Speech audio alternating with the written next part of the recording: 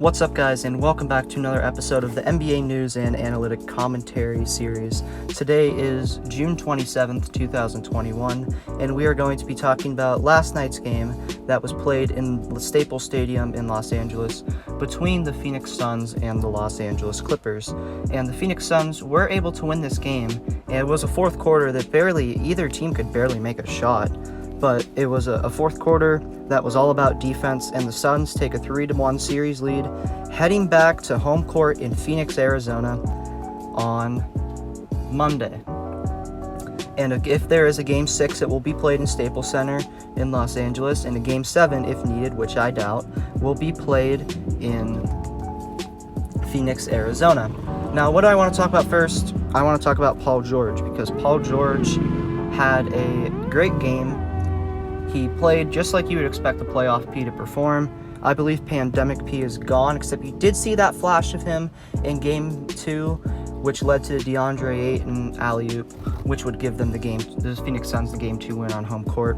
But I was impressed with his performance. Reggie Jackson dropped 20 points again tonight. Patrick Beverley played great defense, except at the end of the day, neither team could make a shot when it mattered most, except if there was a team that could hit a shot more consistently in the fourth quarter to pull away, it was the Phoenix Suns.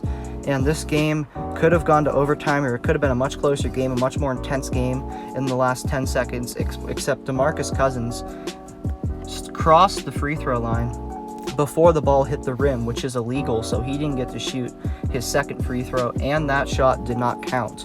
So that was very unfortunate, and it was very anticlimactic. Now, Tyronn Lue, the head coach of the Los Angeles Clippers, knows a thing or two about being down 3-1. He was the head coach for the Cleveland Cavaliers whenever LeBron James, Kyrie Irving, and Kevin Love came back down 3-1 in the 2016 finals. They're the only team to ever come back from a 3-1 deficit in an NBA Finals matchup.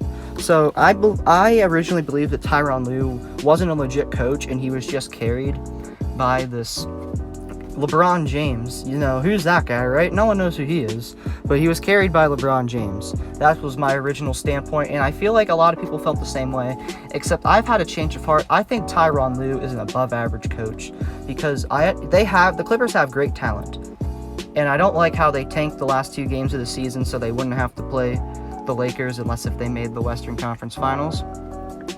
But at the end of the day, his team was down 2-0 in 2 consecutive playoff series and won. The first series, they had to win 2 games in a row just to tie it up in Dallas, and they won in 7. And the second series, they lost both games in Utah, and then they swept the rest of the series and won in 6. And that Game 6 win was in Staples Center, but the Game 5 win was in Utah.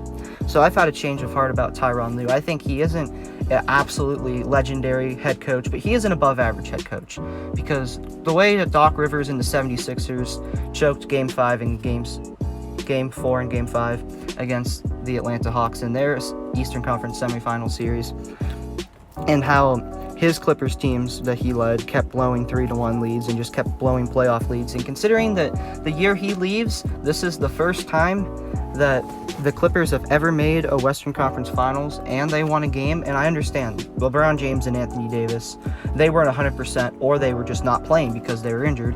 I understand that, and that did have something to do with it, except that did not have to do with the play of the Los Angeles Clippers, because whenever they did not play the Los Angeles Lakers, which they did not play in the first 2 playoff series that they've had, and this series, obviously, because the Lakers were eliminated in 6.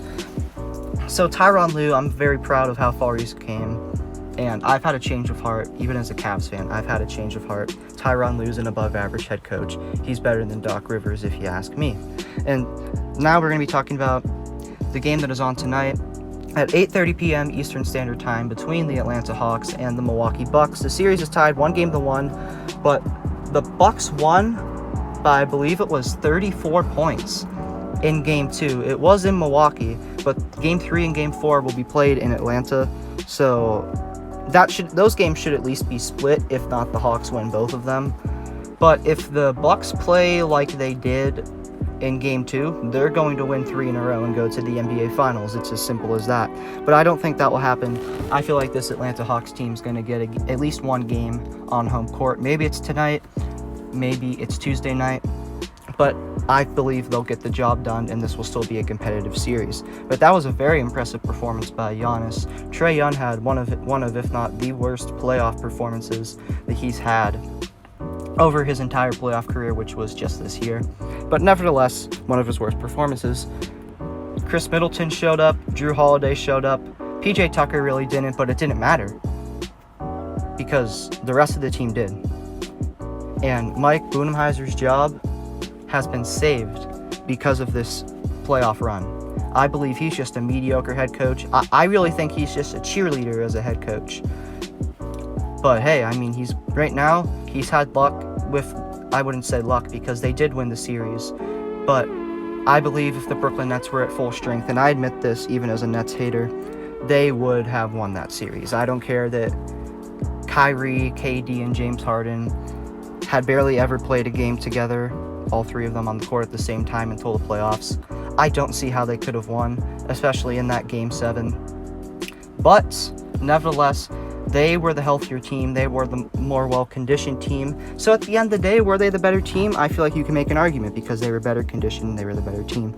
And let me know what you guys think in the comments below. Who do you think is going to win Game 3 of the Bucks and Hawks series? And also, let me know, do you guys think that this series is over between the Phoenix Suns and Los Angeles Clippers? Because they've came back before. The Clippers never were down 2-0 and then down 3-1. They had always tied it up 2-2. But they've came back this year. Their roles kind of been reversed. Usually they're the ones choking the lead, but now they're the ones coming back from behind the lead.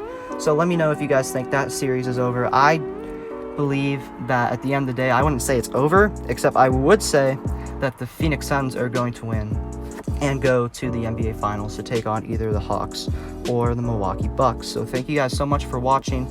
More updates will be coming tomorrow. And with that being said, I hope you have a great day. Peace.